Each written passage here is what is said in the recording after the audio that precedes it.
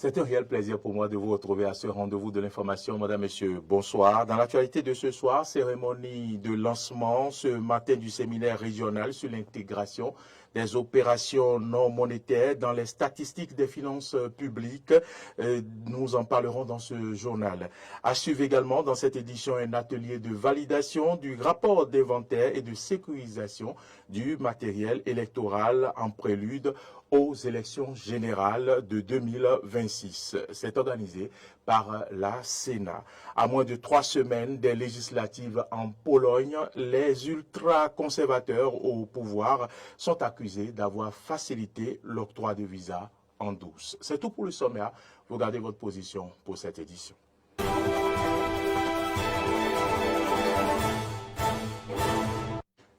Merci à toutes et à tous de nous préférer. Bienvenue dans ce journal que nous démarrons par cette brève, je l'annonçais en titre, démarrage ce matin à Cotonou du séminaire régional sur l'intégration des opérations non monétaires dans les statistiques des finances publiques.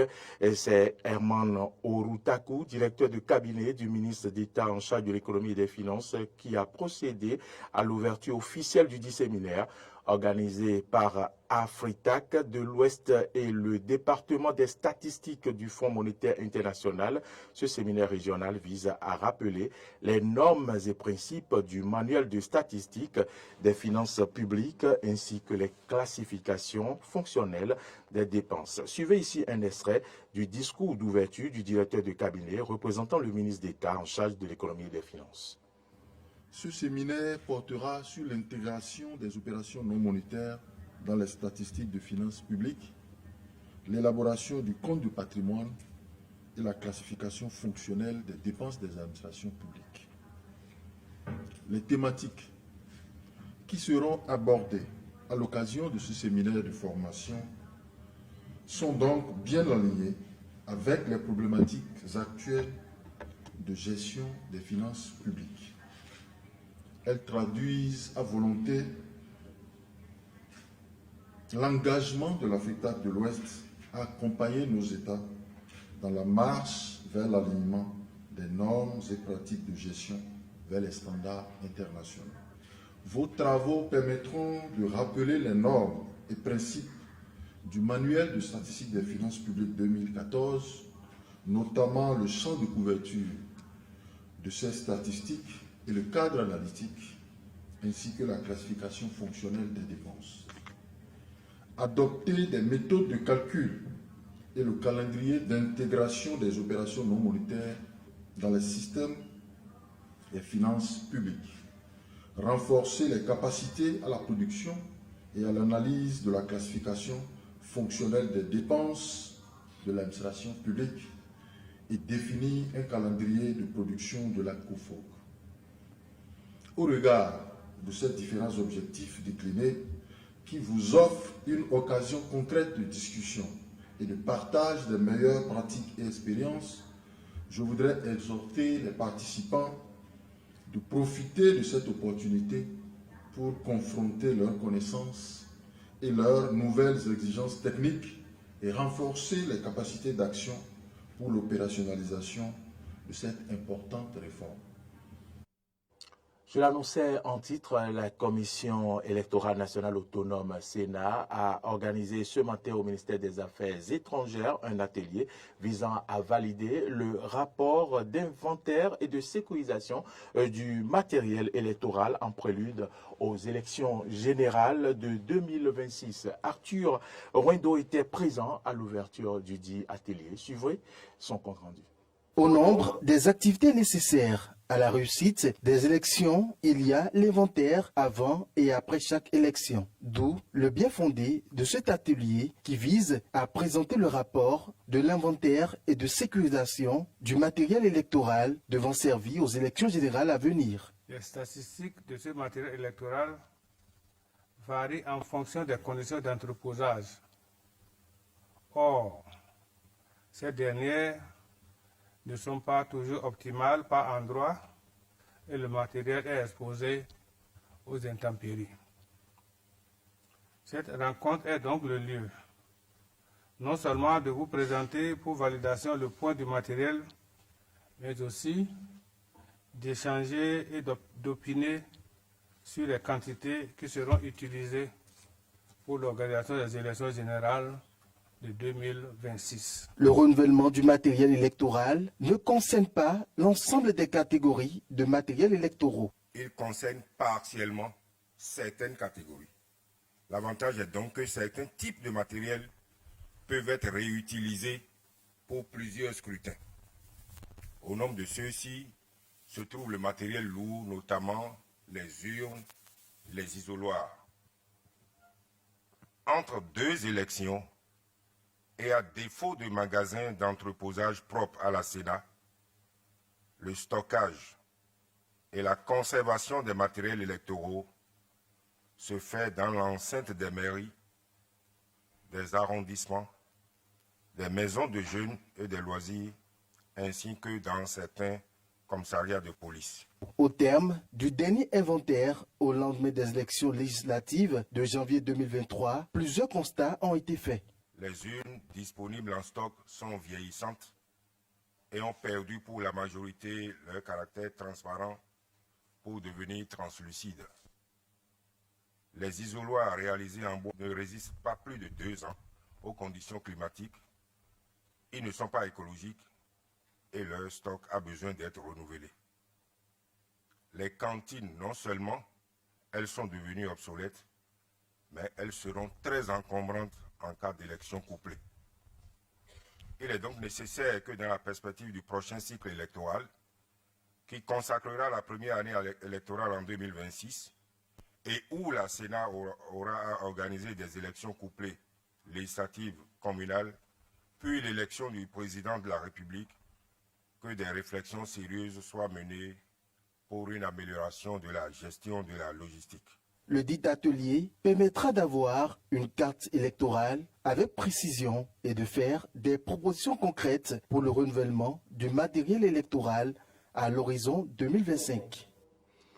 Docteur Émilie Maounion Azalou Tingbe a été l'invité de l'entretien du dimanche de Donclam Abalo. C'était hier. Il était question de passer en revue les résolutions du premier congrès ordinaire du parti Mouel Bénin. Suivons ici le résumé.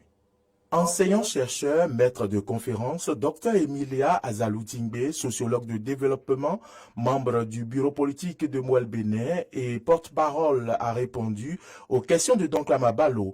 Après 5 ans d'existence, il était impérieux pour le parti de faire le point, d'où le congrès du 2 septembre. Et le thème de votre congrès, c'était Mouel Bénin résolument en marche. Oui, Mouel Bénin résolument en marche. Vous êtes en marche pour aller où? Nous sommes en marche pour continuer vers les objectifs pour lesquels Mouel Bénin a vu le jour. Nous sommes en marche pour continuer par animer la vie politique du Bénin au regard des défis que nous croyons pertinents depuis les indépendances jusqu'à nos jours. Selon l'invité, l'idéologie de la plupart des partis politiques n'est pas suffisamment connue. Même les partis qui soutiennent l'action gouvernementale? Si elles en ont, c'est l'occasion de l'exprimer clairement et de le mettre à nu. Moi, le Bénin, par exemple, parle du patriotisme économique. C'est votre idéologie? Oui, c'est le patriotisme économique, c'est-à-dire consommons ce que nous produisons. Produisons ce que nous consommons, c'est clair. Le logo de Mouel Bénin le montre clairement, la carte du Bénin avec le palmier à l'intérieur. Donc, l'affirmation claire des idéologies permettra aux citoyens, aux Béninois, de savoir dans quel parti politique ils s'engagent. Elle fait un appel de pied au gouvernement. Les partis politiques qui n'ont pas encore d'élus doivent pouvoir se faire accompagner par le financement public. L'une des résolutions du premier congrès ordinaire est de mettre fin à la transhumance politique. L'invité de Donclam Abalo reste tout de même optimiste. On dit que ce que la loi n'interdit pas est permis, tout, sauf si les valeurs sont mises à contribution. Donc, il n'y a pas de texte qui recadre actuellement la transhumance au Bénin. Et pour cela, les citoyens se disent qu'ils peuvent aller ici et là. Dès que ça ne va pas, je vais là.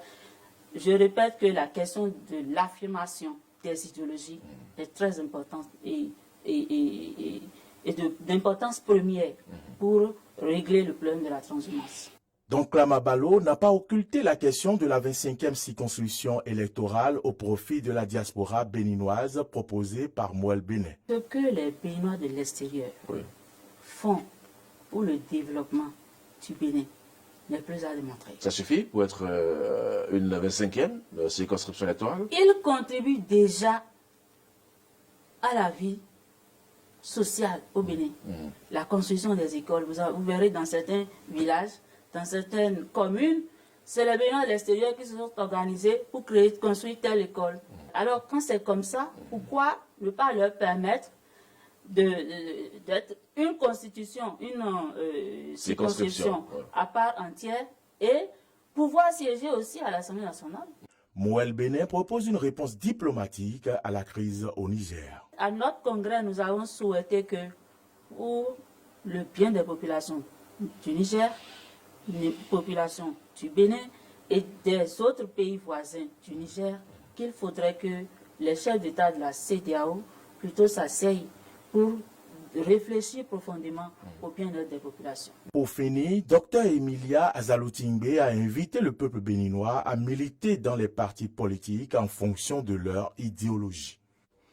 Allons maintenant à Porto-Novo où l'opération de déguerpissement des espaces publics se poursuit.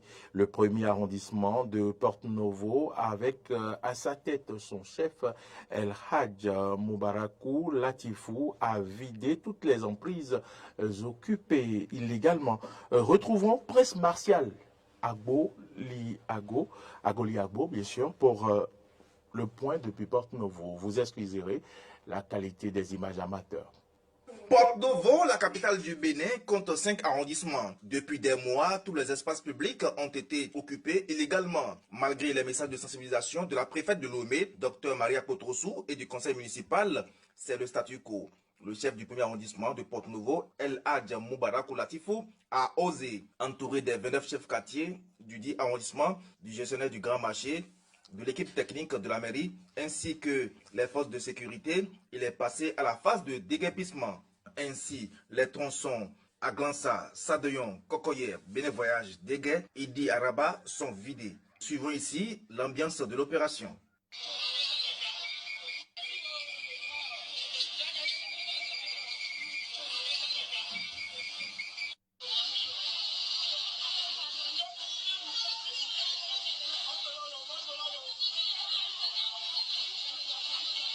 Pour le CA1, il est de son devoir de maintenir le cap des acquis du chef de l'État Patrice Talon afin que Porto-Novo, notamment le premier arrondissement, soit toujours propre pour bénéficier d'autres projets. El Hadj Moubarakou Latifou. On a jugé pour le conseil d'arrondissement que c'est normal qu'on accompagne le gouvernement à travers tout ce qu'il fait pour la ville de Porto-Novo. Voyez-vous bien qu'au niveau de Porto-Novo, le premier arrondissement est l'arrondissement le plus chanceux à avoir plus de projets au niveau de la ville de Porto-Novo. Parce que le premier arrondissement d'abord, c'est un arrondissement phare d'abord. Parce que moi, je n'ai pas de terre, j'ai soit la famille, j'ai sûrement les mosquées, les églises, et les lieux de culte, et puis aussi les palais royaux et les musées dans mon arrondissement. Et c'est un arrondissement touristique. Si on essaie d'entretenir bien les voies que le chef de l'État a pu faire par rapport à cette dynamique, par rapport à comment il veut que Porto-Novo, la capitale, soit une vraie capitale, je pense que eux-mêmes ils ont compris. Tous ceux qui vont maintenant vers le premier arrondissement aujourd'hui vont voir que tous les axes sont vraiment ouverts et puis c'est bon à voir. Et même ils ont compris que c'est le ça. Et effectivement, le chef d'État a raison parce que c'est pas normal qu'une capitale soit sale et soit en désordre et les gens s'installent à tort et à travers. Le début est difficile parce que nous sommes habitués à certaines pratiques. Aujourd'hui, avec les réformes, tout a changé. Je remercie le chef d'État pour tout ce qu'il fait pour ce pays à travers les bonnes réformes qu'il a prises. Vivement que les 4 autres arrondissements emboîtent les pas du premier pour la même cause.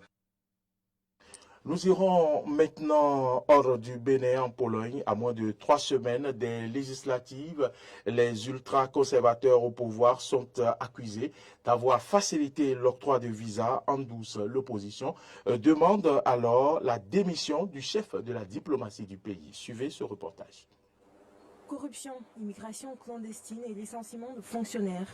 Grâce au pot de vin versé aux fonctionnaires consulaires, des centaines de milliers de migrants sont entrés illégalement en Pologne, puis dans d'autres pays européens. En Pologne, à l'approche des élections législatives, le parti au pouvoir Droit et Justice est embourbé dans un scandale de corruption. Depuis 2021, environ 250 000 visas auraient été obtenus grâce à des pots de vin, après quoi des migrants illégaux sont partis vers d'autres pays européens.